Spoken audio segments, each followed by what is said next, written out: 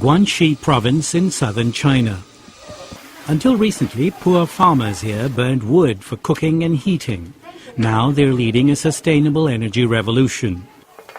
Thanks to some help from a government project supported by IFAD, a UN agency working to adapt technology to the needs of poor rural people, farmers like Xi Wei-shun are now capturing methane from animal droppings and human waste and using it to produce their own fuel. It all flows into a biogas digester, a large tank buried underground.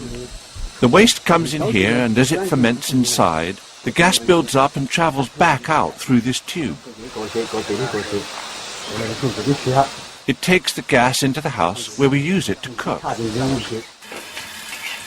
In capturing and using methane for cooking and lighting, Xi not only has an abundant supply of inexpensive fuel, but is reducing its global warming effect. At the same time, as waste decomposes inside Xi's new biogas digester, he's left with another fuel, an organic fertilizer high in nitrogen. Since applying the fertilizer to my cucumber plants, they've grown much bigger than before when I use chemicals. They even taste better. Although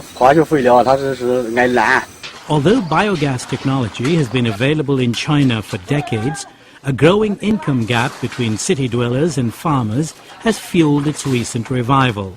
In the last 2 decades, 200 million rural people have moved to China's cities.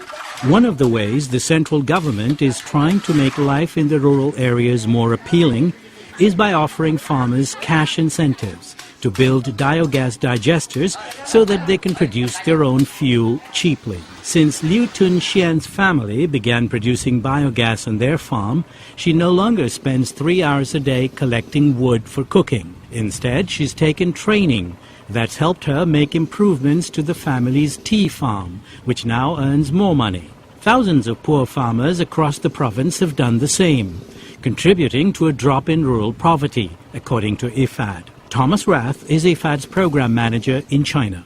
This project started in 2001, and 3 years later we could see that overall the households have moved up from poverty to low income and even out of poverty. After 3 years we observed already that about 10% had already moved on. So about 20,000 households.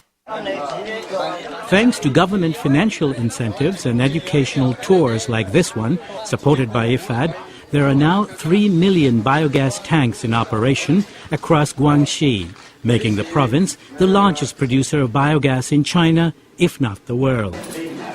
As each one routes animal and human waste into biogas digesters, they not only prevent vast amounts of methane from escaping into the atmosphere, but an estimated 8 million tons of standard coal and 13 million tons of firewood from being burned each year, making Guangxi one of the greenest provinces in China.